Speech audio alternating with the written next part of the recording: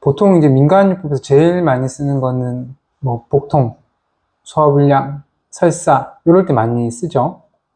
그 매실이 이제 정장 효과가 있어서 아이들 뭐 배앓이 하거나 갑자기 설사하거나 할 때 액기스 든 효소를 주면 빨리 진정이 되는 편입니다. 이제 그게 제일 많이 쓰는 편이고, 매실 자체가 사실은 당분도 많고요. 그리고 유기산도 많고, 비타민류도 많고 그래서 잘 먹으면 운동하고 나서 피로회복이나 만성 피로에도 도움이 꽤 될 수 있습니다.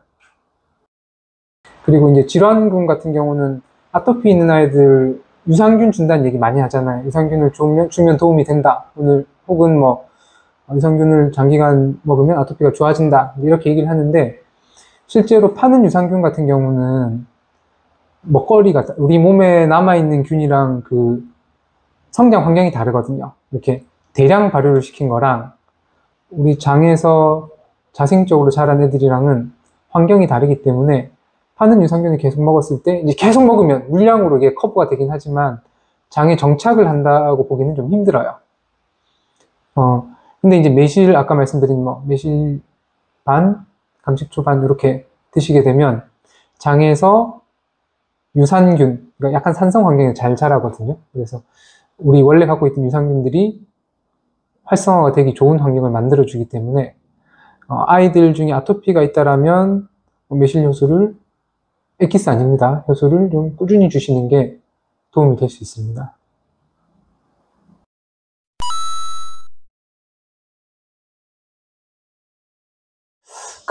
일반적으로 이제 매실을 사서 설탕을 넣어서 이렇게 절여 놓으면 액기스가 빠져나오죠. 그거는 이제 설탕물이죠. 매실 성분이들은 설탕물인데, 그거를, 한 6개월에서 1년 정도 숙성을 시켜 놓으면 안에서 자체적으로 발효가 일어납니다. 그러면서 단맛은 조금씩 덜해지고, 발효가 일어나니까 뭐 식초 쪽으로 혹은 알코올 쪽으로 이렇게 변화가 생기는데, 그 중간 과정이 이제 단맛은 줄어들고 시큼한 맛은 좀 많아지고 이런 과정이죠. 그게 이제 매실 효소라고 봐야 되고요. 액기스는 이제 설탕물, 효소는 좀 발효가 일어난 물질, 이렇게 이해를 하시고 효소를 드시는 게 좋습니다.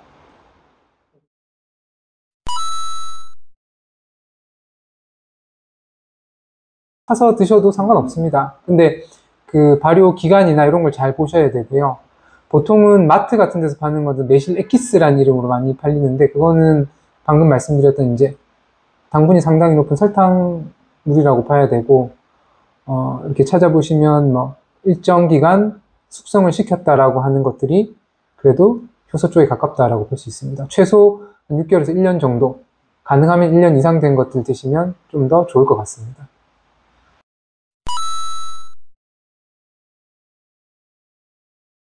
기호 그냥 드시면 됩니다. 좋아하시는 분은 뭐 맛 자체가 달달하니까 물에 타서 드셔도 좋고, 여러 가지 방법이 있는데, 저 같은 경우는 실제로 이제 아침에 운동하고 나서 매실 한 작은 컵으로 조금 따르고 거기에 이제 물을 섞어서 마시거든요. 그래서 운동을 하시는 경우라면 물 1리터 혹은 1.5리터 그 정도의 매실을 적정량, 정해진 양은 없습니다. 뭐 스푼으로 넣으셔도 좋고 소주잔으로 넣으셔도 좋고 한 두세 잔 정도 넣어서 보관해 두시고 그걸 따라서 한 번에 뭐 300에서 500ml씩 복용을 하시면 좋고요. 그리고 아이들 같은 경우는 여름에 이제 더우면 시원한 거 찾잖아요. 그때 다른 거보다는 매실을 좀 차게 해두셨다가 혹은 이제 얼음물에 매실 효소를 섞어서 이렇게 해주셔도 좋고, 장기간 복용을 하신다라면 작은 소주잔에 매실 효소 반, 일반적으로 파는 감식초 이런 거 있죠. 현미식초 이런 거 반 해서 이제 희석해서 드셔도 좋고, 그 소주잔으로 원액을 그대로 드셔도 좋습니다. 하루에 한 번씩 저녁에 드시는 것도 좋은 복용 방법입니다.